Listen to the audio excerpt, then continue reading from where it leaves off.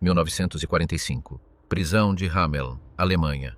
Irma Grese caminhava pelo corredor frio, escoltada por guardas britânicos. Seu uniforme prisional substituía o antigo poder do uniforme SS que ela havia vestido com tanto orgulho. Em algumas horas, a jovem de 22 anos enfrentaria a forca. Como uma garota comum da zona rural alemã, se transformou na besta de Belsen e hiena de Auschwitz. Sobreviventes tremiam ao mencionar seu nome.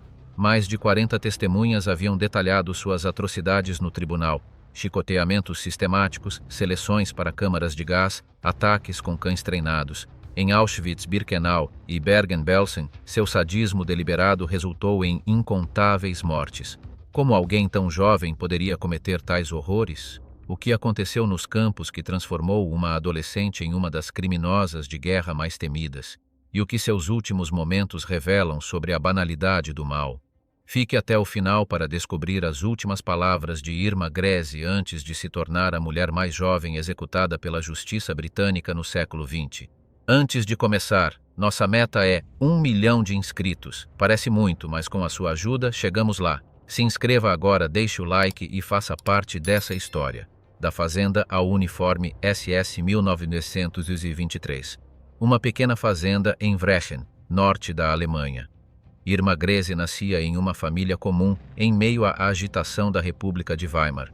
Terceira de 5 filhos, sua infância foi marcada pela austeridade rural e pelo crescente fanatismo nacional.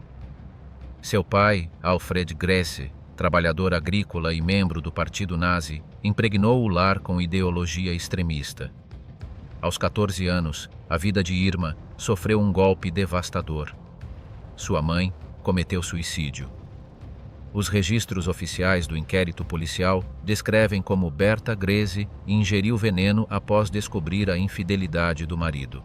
Para a jovem Irma, este foi um ponto de ruptura emocional documentado por vizinhos que testemunharam sua transformação de menina quieta para adolescente rebelde. Ela abandonou a escola contra a vontade do pai e passou a idolatrar as jovens alemãs, relatou um vizinho ao tribunal durante seu julgamento em 1945.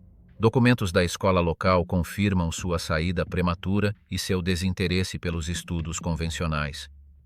Aos 17 anos, Irma tentou inicialmente seguir a carreira de enfermeira, fato confirmado por registros do hospital Hohenlychen. No entanto, sua admissão foi recusada. O que levaria esta jovem rejeitada pela enfermagem a se tornar responsável por tanto sofrimento anos depois? A resposta veio em 1942, quando Irma, fascinada pelos uniformes e pela promessa de poder, voluntariou-se para o serviço auxiliar feminino das SS, Schutzstaffel. Os registros de alistamento das SS Helferinnen mostram sua inscrição entusiasmada e sua rápida aceitação no programa de treinamento. Em Ravensbrück, primeiro campo de concentração exclusivamente feminino da Alemanha, Irma Grese iniciou seu treinamento como guarda. Relatórios internos da administração SS, capturados após a guerra, destacavam seu zelo excepcional e lealdade inquestionável ao Reich. Mas o que os superiores chamavam de zelo, as prisioneiras logo experimentariam como brutalidade desmedida. Por que uma jovem escolheria voluntariamente este caminho? Como os mecanismos de doutrinação nazista transformaram uma camponesa em carrasco?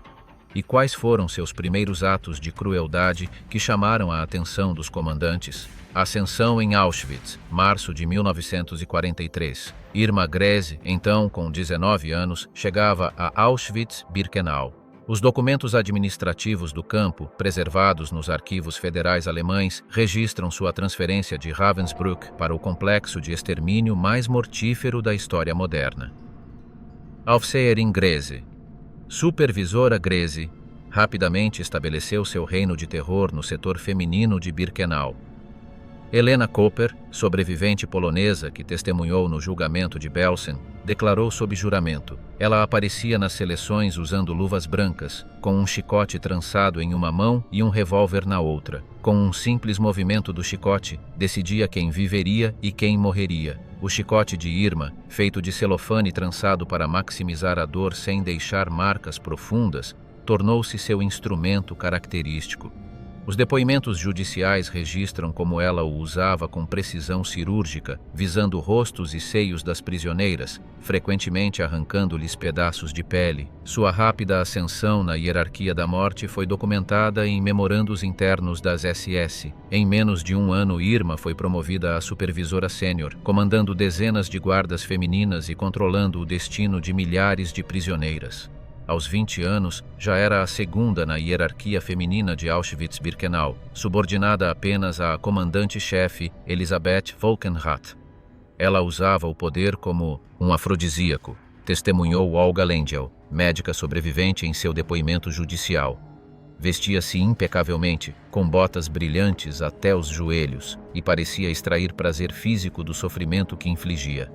Os registros do Tribunal Militar Britânico documentam como Irma selecionava jovens prisioneiras para experimentos médicos conduzidos pelo infame Dr. Joseph Mengele. Esses experimentos, detalhados em relatórios médicos capturados, incluíam esterilizações forçadas, amputações sem anestesia e injeções letais para estudar reações à dor. Um dos comportamentos mais perturbadores de Grace, confirmado por múltiplas testemunhas sob juramento, era sua fixação por selecionar mulheres com características físicas que ela invejava, e especialmente aquelas com seios grandes ou cabelos bonitos. Sobreviventes relataram como ela ordenava espancamentos específicos ou designava trabalhos fatalmente exaustivos para essas mulheres. Mas como alguém tão jovem conseguia inspirar tanto terror? O que seus superiores viram nela que garantiu sua rápida promoção? E como essa jovem de 20 anos lidava com o poder de vida e morte sobre milhares de pessoas? Os crimes. Final de 1943. Campo de Auschwitz-Birkenau. Irma Grese havia estabelecido um sistema de punição tão brutal que os prisioneiros a apelidaram de Anjo da Morte. Os relatórios internos do campo, descobertos após a libertação, revelavam suas técnicas de tortura meticulosamente documentadas. Ilona Stein, sobrevivente húngara, testemunhou perante o tribunal. Vi pessoalmente a acusada Grese atirar em 10 mulheres. Ela selecionou as mais fracas durante a chamada matinal e as executou na frente de todas nós como exemplo. O relatório oficial do julgamento registra esta declaração nos autos do processo. Os depoimentos judiciais documentam como Grese mantinha pastores alemães treinados para atacar prisioneiras a seu comando. Ela os usava especialmente durante as chamadas, quando as mulheres exaustas não conseguiam permanecer em pé por horas. Os cães rasgavam nossas carnes enquanto ela sorria, relatou uma sobrevivente francesa identificada nos registros do tribunal como prisioneira 82.996. Um dos casos mais horripilantes, confirmado por 3 testemunhas independentes e registrado nos documentos do tribunal, ocorreu quando uma mãe tentou se aproximar do lado masculino do campo para vislumbrar seu filho durante uma seleção. Grese ordenou que os guardas a agarrassem e, pessoalmente, açoitou a mulher até a inconsciência diante de centenas de prisioneiras. A perversão de Grese não conhecia limites, declarou sob juramento a doutora Ada Bimco, médica sobrevivente. Ela ordenava que mulheres doentes fizessem exercícios extenuantes até morrerem de exaustão. Contava os corpos como troféus. Esta declaração consta dos autos oficiais do processo de Belsen. Os documentos capturados das SS revelam que Irma mantinha um sistema de informantes entre as prisioneiras, forçando-as a denunciar quaisquer atos de resistência sob ameaça de execução imediata. As listas desses informantes com anotações manuscritas de Grese foram apresentadas como evidência no julgamento. Um aspecto particularmente perturbador, documentado em múltiplos testemunhos judiciais, era o prazer sádico que Irma demonstrava durante as seleções para as câmaras de gás. Ela frequentemente provocava as vítimas, dizendo-lhes para memorizar bem o número da chaminé, por onde sairiam. Por que seus superiores permitiam tais excessos, mesmo pelos padrões brutais das SS? Como ela justificava suas ações para si mesma? E o que aconteceu quando os aliados começaram a avançar pelo território nazista? Bergen-Belsen e a queda janeiro de 1945. O exército soviético avançava rapidamente pelo território polonês. Irma Grese junto com outros oficiais de alto escalão das SS, recebeu ordens para evacuar Auschwitz. Os registros de transferência militares, capturados após a guerra, mostram sua designação para Bergen-Belsen, no norte da Alemanha. Bergen-Belsen, originalmente um campo de prisioneiros de guerra, havia se transformado em um destino caótico para prisioneiros evacuados de campos orientais. Os relatórios da Cruz Vermelha Internacional, baseados em inspeções após a libertação, documentaram condições catastróficas: superlotação extrema, ausência quase total de alimentos, água contaminada e epidemia de tifo. Em Belsen, Greze parecia ainda mais sádica, talvez porque soubesse que o fim estava próximo, testemunhou Dora Safran, sobrevivente polonesa. Os documentos do tribunal registram seu depoimento detalhado sobre como Irma intensificou sua brutalidade durante este período final do Reich. Rosina Kramer, outra sobrevivente, declarou sob juramento: ela tinha um jogo macabro em Belsen, jogava seu boné no chão próximo à cerca elétrica e ordenava que prisioneiras o buscassem. Quem hesitasse era espancada brutalmente. Quem obedecesse era alvejada pelos guardas das torres por tentar escapar. Esta declaração consta nos autos oficiais do Tribunal Militar Britânico. Os relatórios médicos das Forças Britânicas de Libertação registraram o estado catastrófico de Bergen-Belsen em abril de 1945, mais de 13.000 cadáveres não enterrados espalhados pelo campo e prisioneiros tão debilitados que continuaram morrendo às centenas mesmo após a libertação. O tenente-coronel britânico Mervyn Goning, um dos primeiros oficiais a entrar no campo libertado, escreveu em seu relatório oficial: deparamo-nos com o horror em sua forma mais pura, e entre os perpetradores estava uma jovem mulher de aparência quase angelical que os sobreviventes apontavam com terror nos olhos. Em 15 de abril de 1945, tropas britânicas libertaram Bergen-Belsen. Irma Greze foi identificada imediatamente por dezenas de sobreviventes. Os relatórios militares da 11ª Divisão Blindada Britânica documentam sua captura. Ela não tentou fugir ou disfarçar sua identidade, diferentemente de muitos outros guardas SS.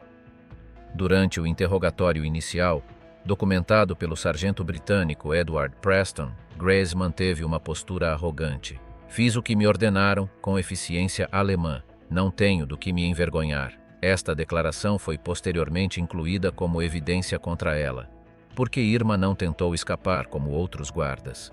O que sua captura imediata revela sobre sua mentalidade, e como o mundo reagiria quando as atrocidades que ela cometeu viessem à luz durante o primeiro grande julgamento por crimes de guerra do pós-guerra. O que você está achando do conteúdo? Você gosta desse tipo de vídeo? Então comente a frase: quero mais histórias. Assim você nos incentiva a trazer mais assuntos históricos e ainda ajuda no engajamento do vídeo, ok? Também não esqueça de se inscrever no canal, de ativar o sininho para ser notificado assim que postarmos algo novo e deixe o seu gostei para o YouTube continuar te recomendando nossos vídeos. Julgamento e execução. 17 de setembro de 1945. Tribunal Militar Britânico, Lüneburg, Alemanha. O julgamento de Belsen iniciava-se com 45 réus, incluindo Irma Greze, sentados em fileiras sob forte guarda militar.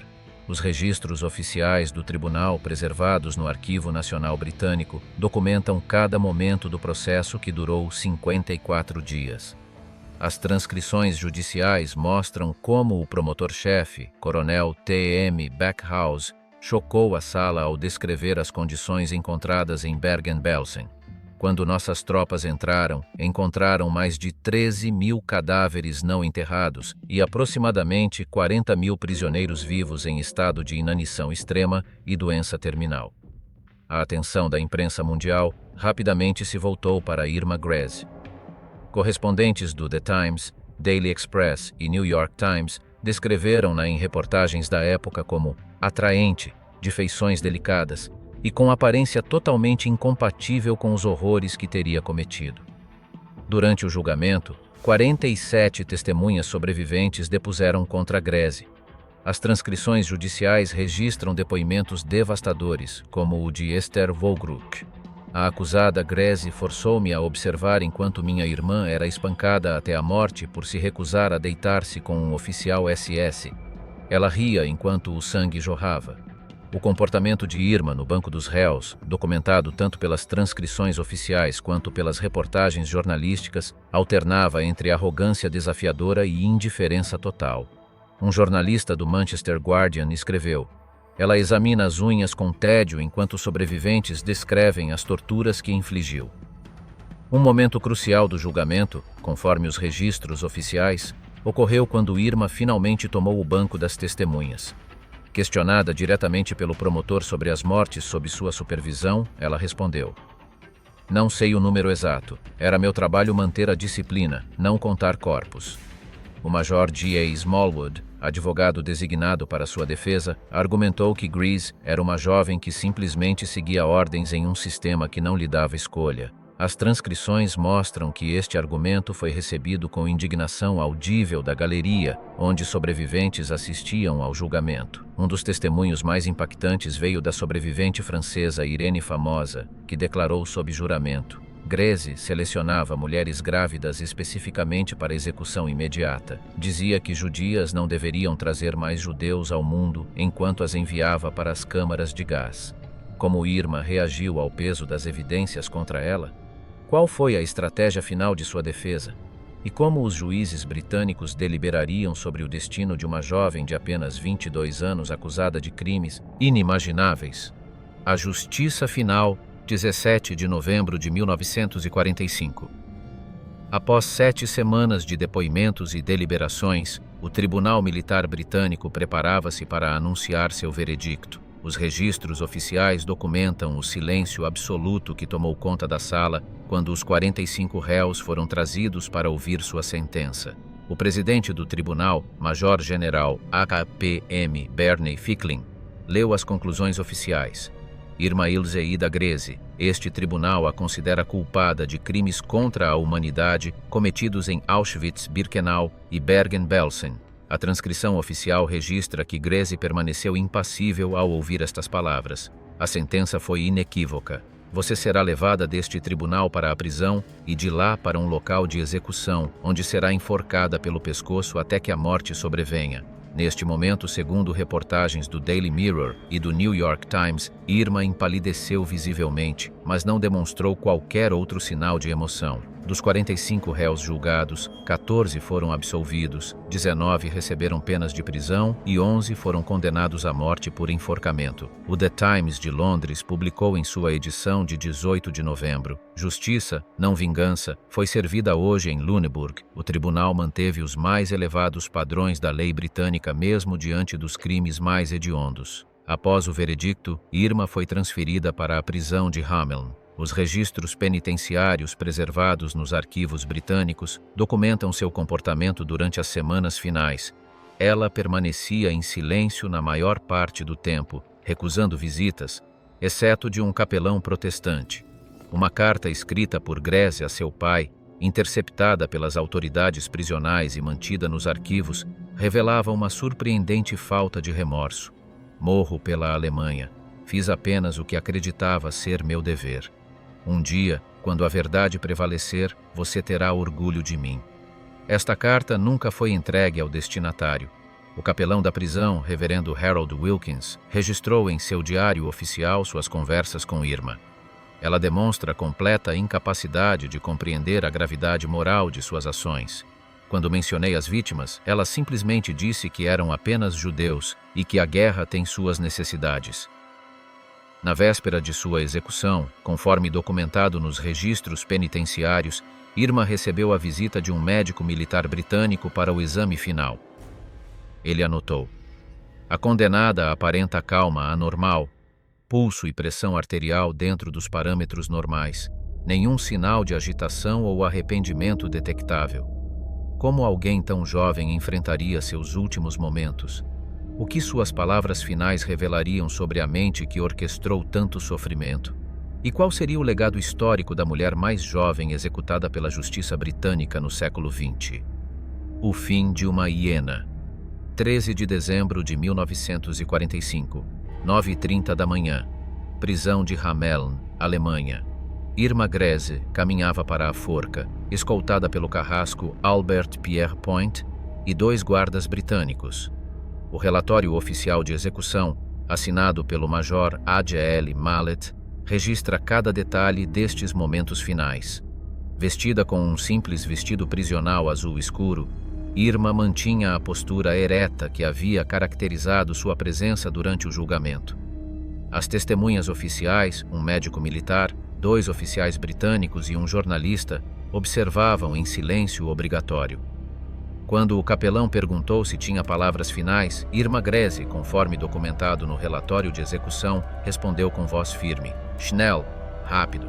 Esta foi sua única e última palavra. O documento oficial registra que a execução ocorreu às 9h34, durando exatos 12 segundos até a confirmação médica do óbito.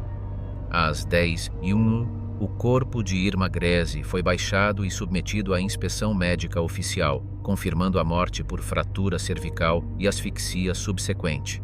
Ela tinha exatos 22 anos, 1 mês e 5 dias de idade. Os documentos militares britânicos registram que seu corpo foi enterrado em uma sepultura não identificada nos terrenos da prisão, conforme procedimento padrão para criminosos de guerra executados. Em 1954, estes restos mortais foram exumados e cremados, com as cinzas dispersadas em local não divulgado, para evitar que o túmulo se tornasse local de peregrinação para neonazistas. O caso de Irma Grese permanece como um dos mais perturbadores estudos sobre a banalidade do mal. Uma jovem comum que, em apenas 4 anos, dos 18 aos 22, transformou-se em um monstro responsável por torturar e assassinar milhares de mulheres inocentes. Sua juventude, beleza e sexo contrastavam tão agudamente com seus crimes que o mundo do pós-guerra foi forçado a reconsiderar suas noções sobre a natureza humana e a capacidade para a crueldade. Hannah Arendt, filósofa que anos depois cunharia o termo banalidade do mal, ao observar outro, criminoso nazista, poderia facilmente ter baseado seu conceito em Grese, uma pessoa comum, sem sinais externos de monstruosidade, que cometeu atrocidades inomináveis sob a justificativa de apenas seguir ordens. O julgamento de Belsen, com Irma como sua ré mais notória, estabeleceu um precedente crucial para a jurisprudência internacional sobre crimes contra a humanidade. A defesa de ordens superiores não absolve a responsabilidade individual por atrocidades. Este princípio, formalizado nos julgamentos de Nuremberg que se seguiram, continua sendo a pedra angular do direito internacional humanitário.